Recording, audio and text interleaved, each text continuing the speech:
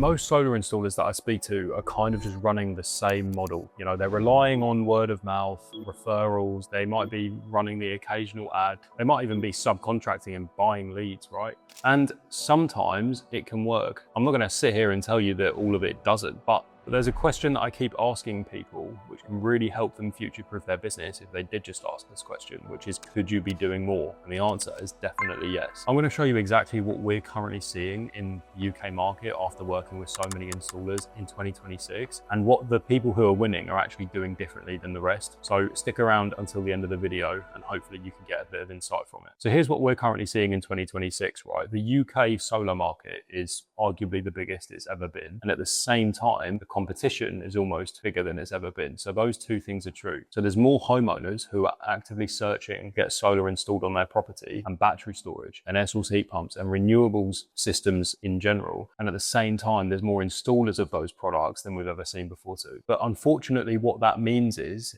that every paid channel of advertising is also getting more saturated. The more people need to use it to get more business. Most of the leads that you're buying are being shared with more people. Homeowners are getting way more quotes, and it might feel like the market's a little bit more price driven than it's ever been before too. And cost per acquisition is climbing too. More and more people in your areas will be running ads. And if your sales processes and marketing strategies aren't sort of accommodating that increase in competition, you can quite quickly get left behind. And I see this all the time too, because I speak to installers who have said themselves that, you know, a couple years ago was a lot easier and they were more comfortable. But nowadays they have to fight harder for the same job. Not necessarily because they were doing anything wrong, but the market around them has shifted. And here's the real issue, none of it compounds, right? If you stop paying, the budget stops, your leads stop. Now look, if you are running ads, doesn't mean that they're not working. They might be working really, really good, which is great to see. You know, your referrals might be coming in left, right, and center, and you're doing really well off of it. The question is whether that is the whole picture,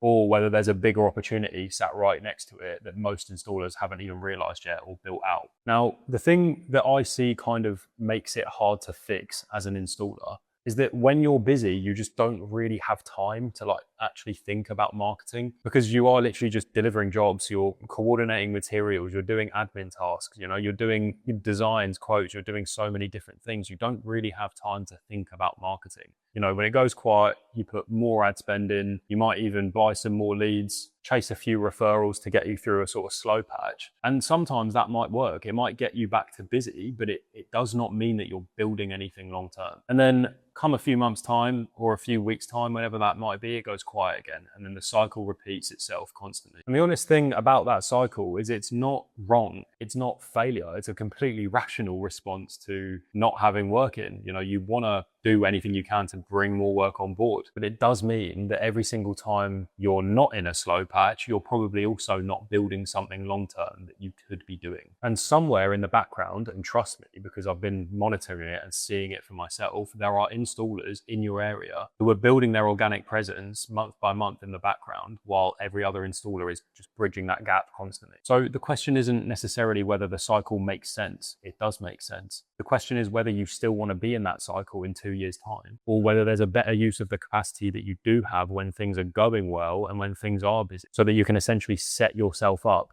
to not necessarily have to stay in that cycle. And I see this too when I speak to installers who they say it's really busy in the summer seasons, but then that stops them from investing in their growth, the quieter periods in sort of winter. So you can kind of see that cycle constantly repeating yourself. If you just train yourself to think more long term, you are going to be way ahead of your competition when it does come to those sort of quieter months. So could you be doing more? The answer is yes, right? So here's the honest question, right? If ads are working and you're buying leads and somehow that's working, which is few and far between, but you're also getting referrals in and that's working, great. You're not going to stop doing that, but you should add to it. So just think about kind of like where your paid leads actually come from, whether you're buying a lead or whether you're running ads, right? Someone saw an ad, they clicked, maybe called, and that's a warm lead. but it was also an interruption. So you purchased their attention. Now think about someone actually went to Google, and I'm not talking about Google ads because everyone kind of just scrolls past those. But if someone goes to Google and they actively search solar panels in my area, and then they scroll past the sponsored results and they click on the first ranking installer that they see, which looks like the safest pair of hands, and then they read through your site and they called you, that person went looking for you. And that intent is completely different, which is why those sort of organic SEO leads, everyone loves them and everyone just wants more.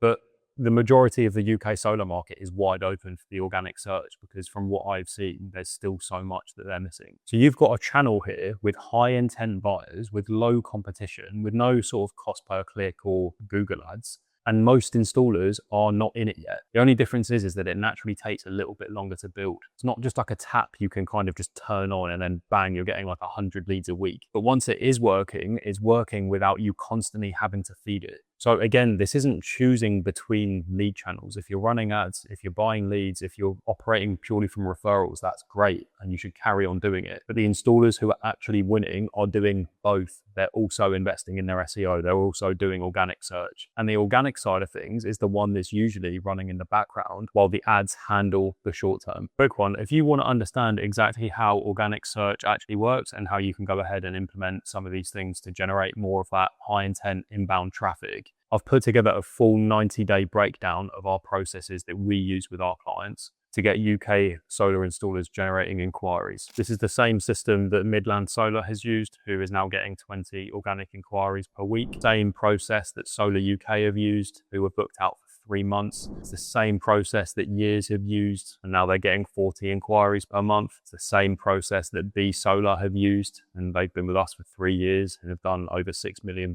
in revenue. Same process that DNR Energy have used. So hopefully you'll find it insightful.